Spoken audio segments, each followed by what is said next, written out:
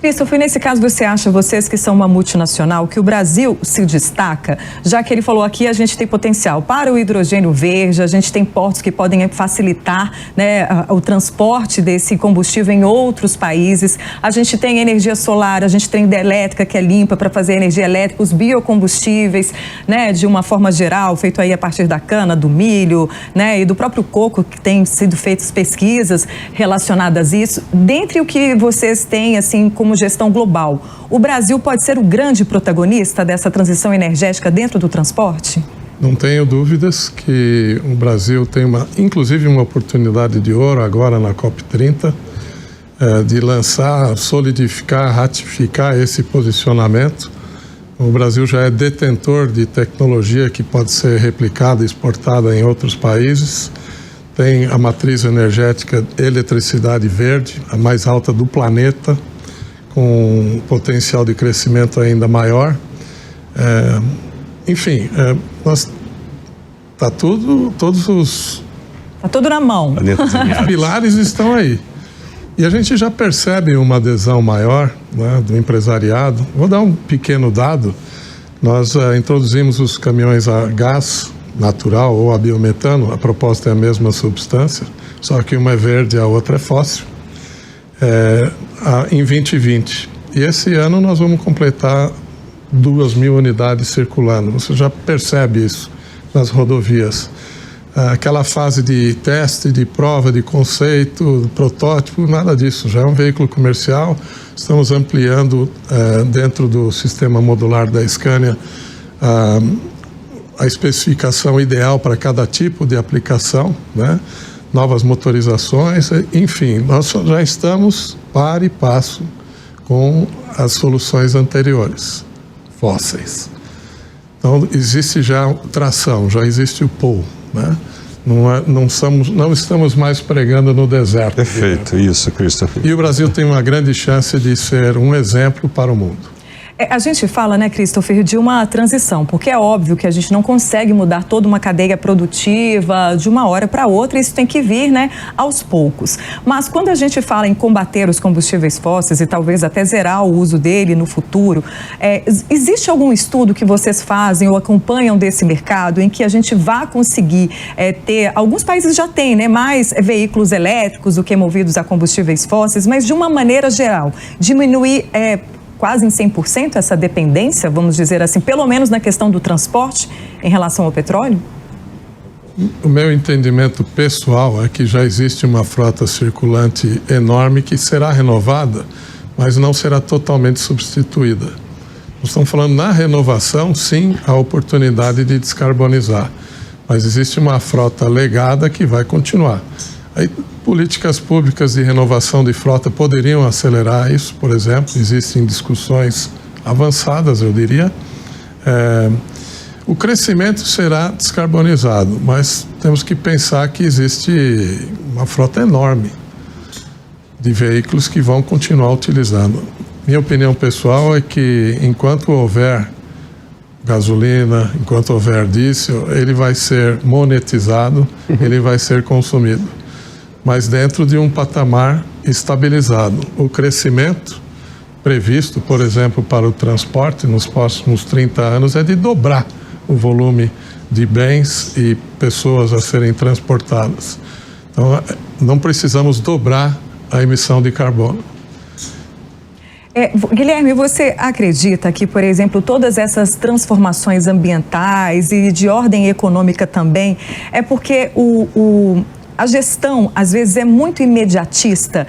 Então, assim, por exemplo, não adianta uma fábrica de refrigerantes querer produzir a qualquer custo se amanhã falta água, né? Então, a gente tem outras questões que a gente precisa olhar para pensar num objeto a longo prazo, né? Gerir recursos naturais também é se manter naquele negócio.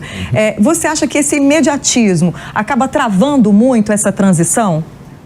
Eu não acho que trave, eu acho que é a lógica, né? Se você pensar, o setor privado, ele tem um mandato, e o mandato dele, no final das contas, é entregar produtos para os seus consumidores, que sejam dentro do orçamento daquele consumidor, e entregar retorno ao acionista. Então, esse é o mandato do privado. E eu acho que dentro desse mandato, como eu falei, as empresas já estão percebendo que os seus consumidores têm uma expectativa diferente, seus investidores estão mais Então, eu acho que essas são as condições do empresário. Agora, o próximo passo, como eu falei, é política pública. E o governo também tem limitações. O governo tem uma limitação que, no final das contas, é o seu eleitor. Quão disposto o eleitor está de bancar uma determinada política pública ou não, né? Mas no limite, Patrícia, a grande transformação tem que vir da sociedade, do teu padrão de consumo, do meu padrão de consumo, das escolhas que eu faço no meu dia a dia, né? Porque no final é a sociedade que é o consumidor, que é o investidor, que é o privado. Então, eu acho que o setor privado avançou muito, né? Os movimentos voluntários, eles estão aí. A participação do setor empresarial nas COPs, ele já vem desde a parceria de Marrakech em 2016, muito amplificada em Glasgow em 2021 e com certeza vai estar esse ano aqui em Belém. Porque, como o Christoph falou, o empresário brasileiro, de um modo geral, percebeu que a gente tem uma boa narrativa. A gente realmente é um bom protagonista, né? Então, eu acho que o setor privado está avançando sim, dentro dos limites que ele tem, né? E tem algum, talvez, necessidade de melhor gestão? Não sei. Claro que tem, mas eu acho que, de um modo geral, pelo menos dentro da nossa rede, das nossas 2.300 empresas, o que a gente percebe é isso, é um comprometimento sério com esse futuro mais sustentável. O investidor ainda se sente, de certa maneira, inseguro com as políticas ambientais e econômicas do Brasil, e isso pode travar um pouco desses investimentos, já que a gente tem todos os recursos naturais necessários para ajudar nessa transição global, né? Não só aqui do nosso país, mas o investidor, como é que vê o cenário brasileiro na hora de fazer esses investimentos e apostar nessa transição energética liderada pelo Brasil? Sim. Eu posso responder pela Scania, né? Uma empresa que atua em 100 países, temos um hub industrial no Brasil, um novíssimo hub na China, que inauguramos no mês que vem, e a grande concentração na Europa.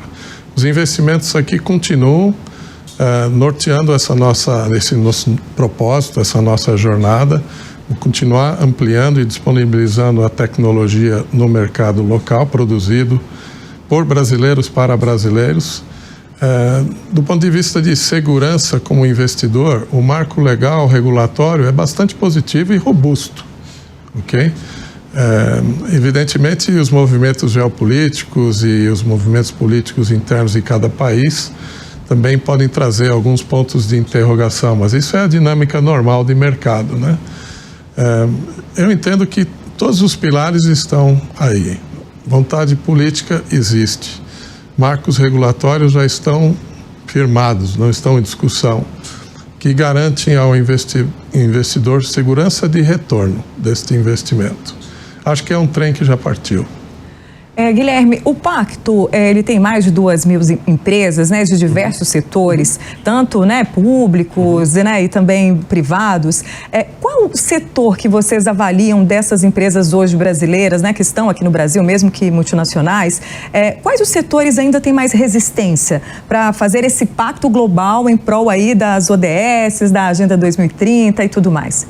Patrícia, é aquilo que eu falei, assim, dentro da nossa rede a gente não vê de fato resistência, porque, de novo, é um movimento voluntário. As empresas não chegaram ao pacto porque elas foram obrigadas, elas chegaram porque elas viram nessa agenda um caminho muito claro e uma forma de seguir em parcerias.